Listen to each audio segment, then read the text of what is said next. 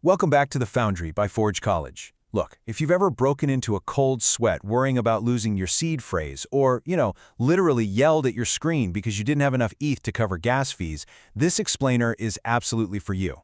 Today we're unrolling the engineering blueprint on the architecture and mechanics of account abstraction. We're going to pop the hood, so to speak, and look right at the engine that makes flexible, stress-free Web3 wallets actually possible.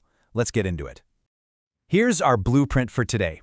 We're going to cover abstracting the architecture, the transaction pipeline, a courthouse metaphor to make things click, a real-world recovery flow, and then wrap up with some key architectural takeaways. Starting with Section 1, abstracting the architecture. This is really about separating the who from the how. So the absolute core of account abstraction is that it draws a hard line between authorization and execution. Authorization is simply the who allowed this. That's your identity.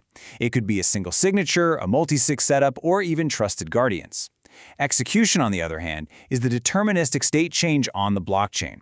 It's the who actually performs this. By severing this historically hard-coded link between the two, we can endlessly customize how you authenticate without having to change the underlying rules of the blockchain itself. It's totally brilliant. Moving right along to Section 2, the transaction pipeline, or the journey of an abstracted operation. You see, every single transaction acts as a pipeline, and it moves through 5 very distinct stages.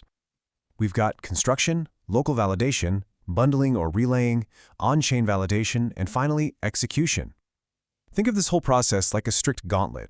At every single stage, your requested operation is heavily scrutinized. It either gets upgraded to the next phase or it just gets rejected entirely right then and there. And that's absolutely crucial to prevent clogging up the network with bad requests. This layout here brilliantly illustrates who is responsible for what at each of those checkpoints. In construction, you, or your wallet, express your intent. Then, during local validation, your client performs some basic sanity checks like verifying signatures. Next, third-party bundlers group these operations up. They're checking for things like gas sponsors and replay protection.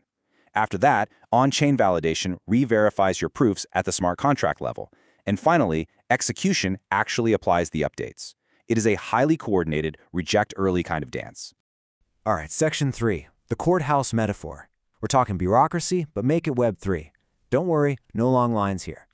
Since the technical jargon can get a bit dry, let's imagine you're filling out a form at a courthouse. The form itself represents your user operation. It states exactly what you want done. But obviously, you can't just hand in a form, right? You need your proof of ID. These are your authorization artifacts, like a digital signature or a guardian stamp. You hand this paperwork to the mailroom, that's our bundler, who then hands it over to the clerk, which is the entry point contract, to actually process it. And sometimes you even have a sponsor, a paymaster, who steps in to pick up your processing fees. The clerk doesn't care about your backstory at all. They just check that the proof matches the rules, and if it does, they file the paperwork. Let's define that bundler role a bit more explicitly. The bundler acts as this sort of untrusted mailroom middleman. They batch all these user forms together so the system runs super efficiently. They actually do their own safety checks to protect themselves from bad mail, basically. And then they forward the good stuff straight to the on-chain clerk. And then we have the paymaster, which is exactly what it sounds like. It's a sponsor that handles those dreaded gas fees, so you, the user, don't even have to hold native tokens.